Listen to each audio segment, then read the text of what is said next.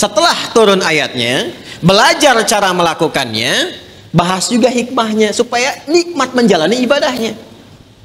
Karena ketika ayat diturunkan, hikmah menyertainya.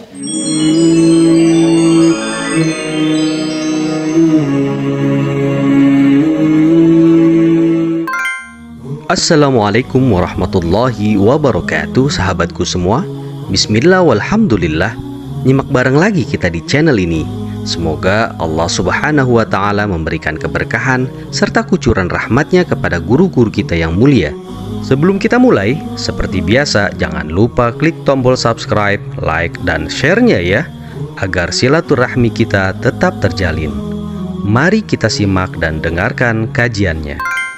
Wa'budu rabbakum, ibadah kepada Rabbmu. Kita bertanya, ya Allah, bagaimana caranya? Lalu dirinci dalam Al-Quran, ya, tentang kualifikasi orang takwa. Ibadah pertamanya dalam bentuk sholat. Alladzina yu'minuna bil ghaibi wa yuqimunas sholat. Sholat kan contohnya satu, kita turunkan sholat misalnya.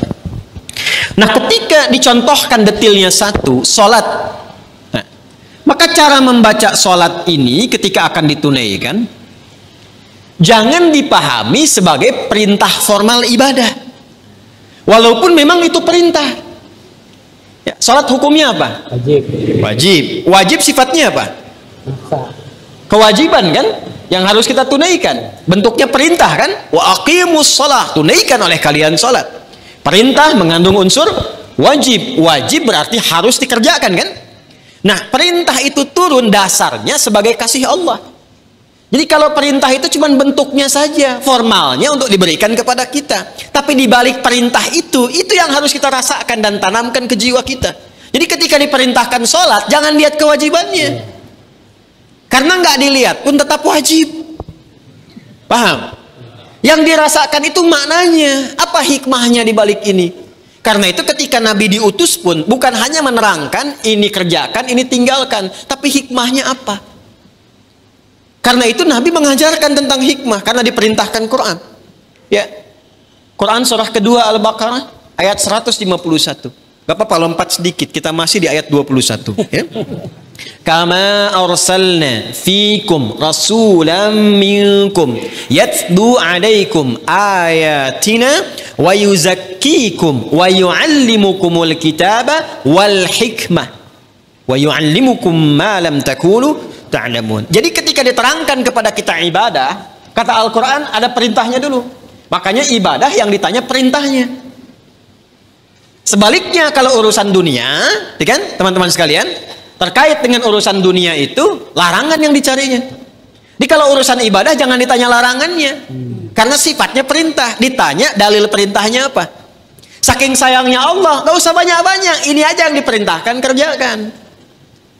Jadi jangan tanya larangan. Kalau ditanya larangan nggak akan ketemu dalilnya.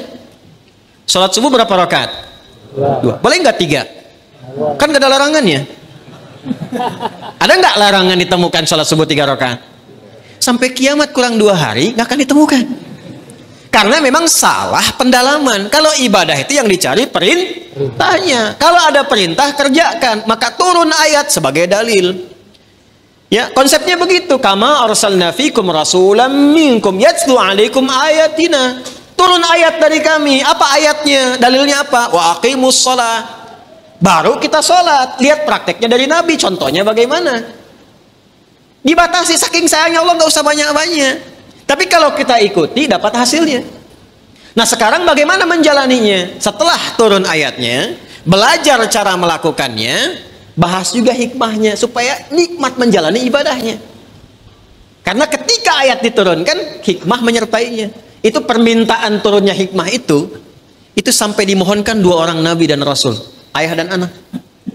Nabi Ibrahim dan Nabi Ismail setelah tuntas alaihi wassalam meninggikan bangunan Ka'bah yang runtuh bagian atasnya di masa Nabi Nuh karena terkena banjir itu, tersisa pondasi. Karena itu yang pertama, membaca perintah pun pakai hikmah. Jadi ketika ada kalimat misalnya, maaf, wa aqimus shalah, tunaikan salat, lalu datang perintah itu diisyaratkan lewat suara adzan. Allahu akbar, Allahu akbar. Begitu tiba suara adzan itu, biasanya kalau iman sudah dikonfirmasi di hati, getaran muncul di jiwa. Iman itu kalau dari lisan turun ke hati, nanti kalimat azan itu dikonfirmasi oleh jiwa dengan getaran. Maka kalau Anda dengar azan, tiba-tiba ada getaran di jiwa untuk merespon itu tandanya keimanannya bagus. Itu ada di Quran surah ke-8 Al-Anfal ayat kedua.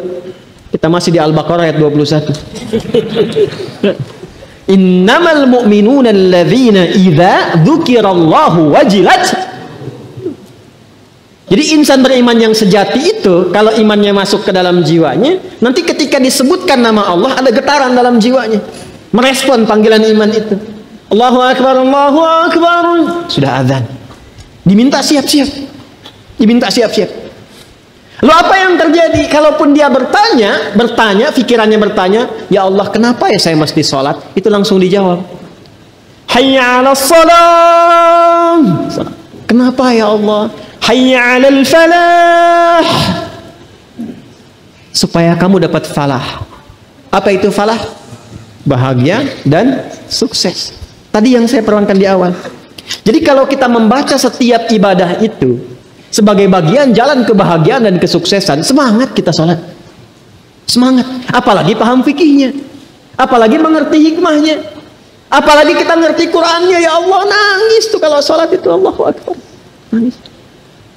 Ya ayyuhalladzina amanu ista'inu bisabri wassalah. Hei orang-orang beriman, kalau sedang ada kesalahan, sedang punya masalah, sabar, terima dulu. Jangan dikeluhkan. Karena masalah itu dihadirkan bukan untuk menjadikan dirimu bermasalah. Supaya engkau meningkat kualitas. Supaya kehidupanmu lebih baik lagi. Supaya engkau makin teruji, makin kuat. Dan tidak mungkin kata Allah, aku menguji kecuali engkau sanggup mengatasinya. La yukallifullahu nafsan illa wus'aha. Apakah berhenti sampai situ? Tidak. Datang kepada aku, minta solusi lewat salat. Ya ayyuhalladzina amanu ista'inu bisabri wassalah. Kamu sabar, terima dulu. Saat salat datang padaku, minta solusi. Jadi begitu dipanggil lewat salat itu, ditunggu kita mau minta apa. Baru kita berdiri baca Al-Fatihah, baca iyyaka na'budu wa iyyaka nasta'in. Hadis kutsinya mengatakan hadza baini wa baina 'abdi wa li 'abdi ma sa'al. Ini perjanjian antara aku dengan hambaku. Kalau hambaku benar cara ibadahnya, apapun yang ia minta sekarang aku berikan sepanjang maslahat untuknya. Itu hadis qudsi. Ibadi khalaqtuka lil ibadati fala tal'ab wa qasamtu laka rizqaka fala tal'ab. Wa qasamtu laka rizqaka fala tat'ab. Hambaku, aku ciptakan kau itu untuk ibadah. Wa ma khalaqtul jinna wal insa illa liya'budun. Aku ciptakan kau untuk ibadah. Artinya kita dicipta ini memang supaya bahagia. Karena ibadah itu pengantar kebahagiaan. Kita itu tercipta untuk senang, saking sayangnya Allah kepada kita. Kehidupan rumah tangga itu menyenangkan. Kerja itu membahagiakan. Ini kalau kita larut dalam kesedihan, berarti ada sesuatu yang tidak berjalan dalam kehidupan kita itu. Wa qasamtu laka rizqaka fala tat'ab. Kamu aku ciptakan untuk ibadah, jangan banyak mainnya, kata Allah. Kalau kamu benar ibadahnya, jangan khawatir tentang rizki. Aku bagi dan aku percepat. Engkau gak usah lelah mendapatinya. Itulah ibadah. Kurang apa Allah di situ? Dan itu dibuka untuk semua hambanya gitu. Itu yang luar biasa. Alhamdulillahirrabbilalamin.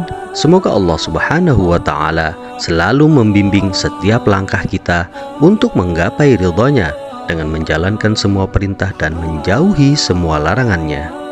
Ikuti terus kajian-kajian bermanfaat di channel ini ya. Terima kasih sudah menyimak dari awal hingga akhir.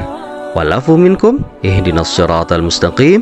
Wassalamualaikum warahmatullahi wabarakatuh.